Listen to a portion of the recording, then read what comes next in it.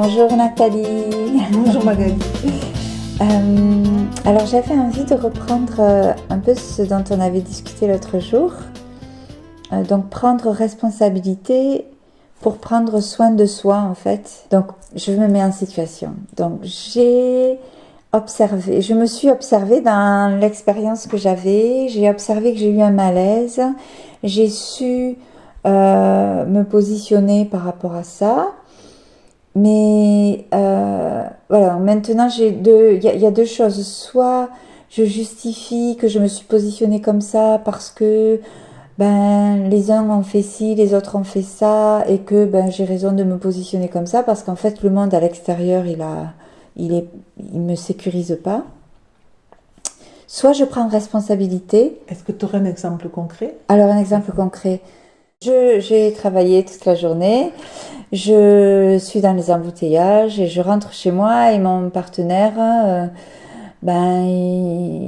j'arrive, il me fait des reproches, les courses n'ont pas été faites, je sais pas, il me fait des reproches. Alors moi, ça me met très mal parce qu'en fait, j'ai envie d'être accueillie. J'ai pas envie de... Déjà, la journée n'a pas été facile, déjà je suis en retard, je l'ai pas choisi et en plus on me reproche des choses quand j'arrive. Donc voilà, cette situation me met très mal et je pourrais tout à fait être sur la défensive et me positionner par rapport à lui et justifier que il m'a fait des reproches, donc c'est normal que je me positionne en me retirant par exemple en disant je suis fatiguée, je vais me coucher ou autre chose. Et c'est à ce moment-là, donc soit je justifie que c'est lui, c'est cette situation qui est pas bien, moi je me suis positionnée pour pas m'engueuler avec lui en fait, je prends mes distances et c'est très bien, comme ça je m'engueule pas, j'ai déjà fait quelque chose de bien. Mais quand même, vraiment, je vais pas voir mon malaise en fait. Soit j'en reste là, soit ok, je suis mal, ça me met vraiment mal. Et là, si je veux prendre soin de moi, si j'arrive à identifier cette part adulte de moi qui ne s'appuie pas sur les mécanismes de protection, mais a envie de prendre soin des blessures de l'enfant, qu'est-ce que je fais? Là, l'idée, ça serait vraiment, tu vis un malaise, c'est à la fois très simple à exprimer et très difficile à faire. Tu vis un malaise et t'es parti te coucher ou tu t'es mis une série pour pas sentir le malaise. Mais le job, là, c'est de sentir le malaise dans le corps à fond. C'est-à-dire que plus j'accepte de le vivre si j'ai la gorge serrée, si j'ai les poumons oppressés, si j'ai le ventre noué, j'accepte de ressentir cette douleur. Des fois, c'est une douleur, ou des fois, c'est juste un malaise. Peut-être que du coup, si je le ressens, je vais avoir les larmes aux yeux, peut-être je vais avoir envie de crier, je ne sais pas, mais de vivre ça, vivre cette émotion, qui est vraiment une sensation, mais vivre la sensation pour ce qu'elle est, même si je ne sais pas dire si je suis triste ou en colère, ça n'a pas d'importance. Oui, parce qu'en fait, vraiment, l'émotion, c'est fait de sensations, en fait. Oui. C'est surtout des sensations. C'est ça. En dehors du mot qu'on a mis dessus. Voilà, en dehors de toutes les étiquettes et de toutes les histoires qu'on s'est fait par rapport aux émotions, ce sont d'abord des sensations, en fait. C'est ça. Et c'est des sensations, c'est jamais le moment de les vivre, en fait. C'est ça le problème. Et du coup, comme j'accepte pas de vivre la sensation quand elle arrive, je régule pas mon émotion. Donc mon système nerveux, il reste coincé dans cet état d'être, comme si c'était figé comme sur une photo, et ça bouge pas. Et c'est moi qui le bloque, c'est moi qui refoule la sensation, parce qu'elle est désagréable pour moi, je l'aime pas cette sensation. Parce que sûrement qu'elle fait référence à un traumatisme où ça a été impossible de la vivre.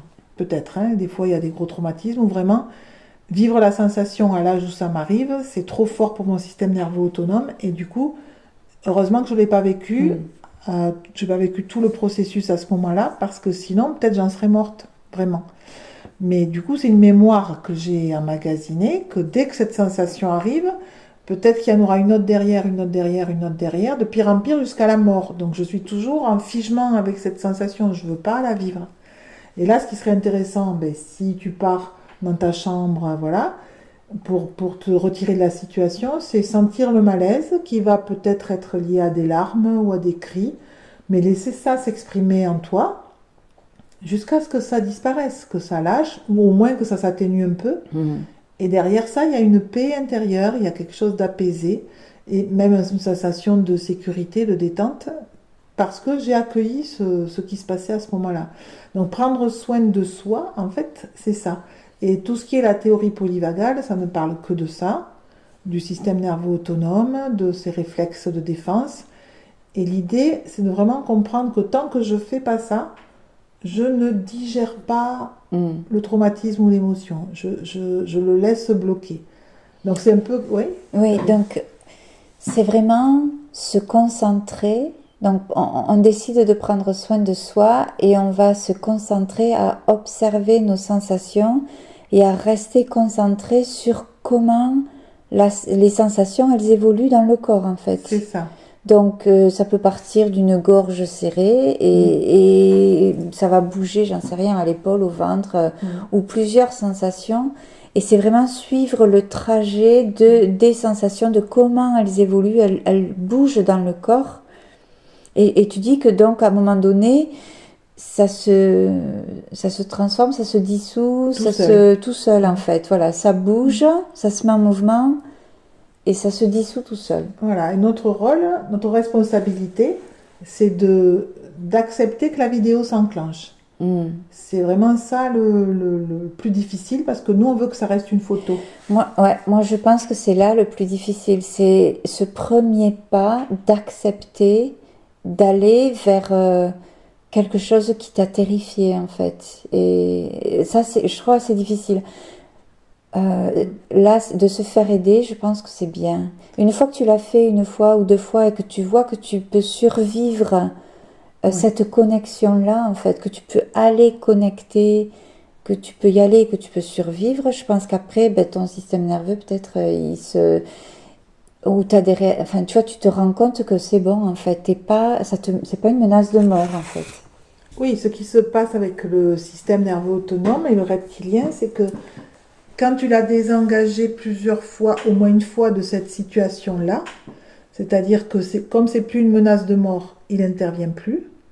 Ben après, dans ce genre de situation, il va pas s'inviter à nouveau. Il n'aura plus ce réflexe. Ouais, d'accord. Parce que c'était pas une menace de mort. Lui, ce qu'il gère, c'est le danger de mort.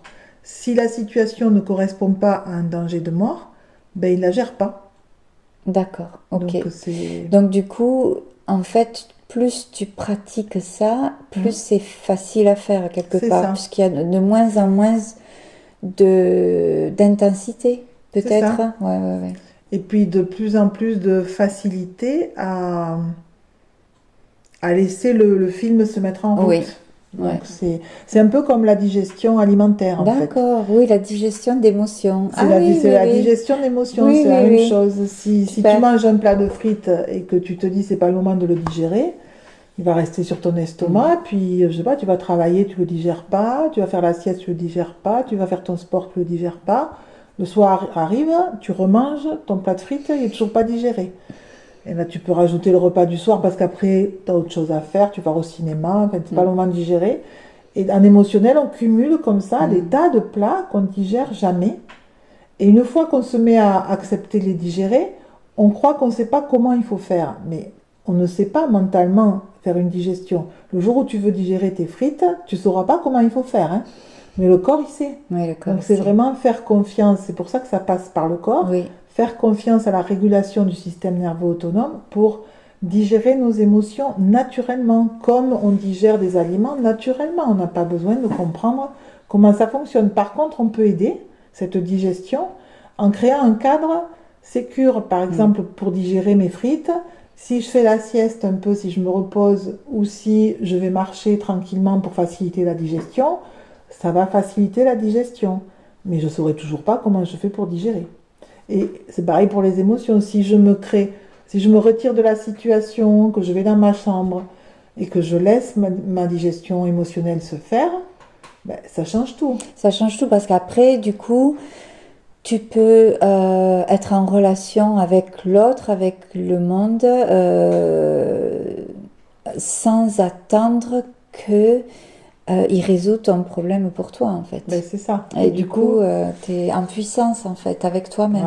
Voilà. Ouais. Tu deviens un être humain à part entière Ouais. et tu donnes plus ton pouvoir à l'autre ou à la vie ou de te mettre en sécurité ou de te mettre en détente parce que s'il faut changer tout ton entourage, s'il faut que Ouais. ton compagnon, quand tu arrives, il faut que tu aies prévenu avant, qu'il faut qu'il soit en bonne forme pour que quand tu arrives, toi, tu sois bien. C'est compliqué, il faut changer le monde entier pour que Ouais. moi j'aille bien, quoi. Donc là, ça se complique énormément. Tandis que là, c'est qu'entre toi et toi, Ouais. et ça peut aller très vite. Et une fois que tu as fait cette digestion émotionnelle, peut-être tu peux de nouveau entrer en relation avec ton compagnon Ouais. de manière apaisée, Ouais. du coup. Parce qu'une fois que ça c'est digéré, pour le système nerveux, on est en situation sociale. On peut à nouveau C'est ça, relationner avec quelqu'un. Oui, tout à fait. Sinon, tu on restes peut pas pas. dans ta chambre tout le temps. Voilà, oui, oui, oui. Ouais. Bon, mais c'est Voilà. super. Merci Nathalie. Merci Magali. À bientôt. À bientôt.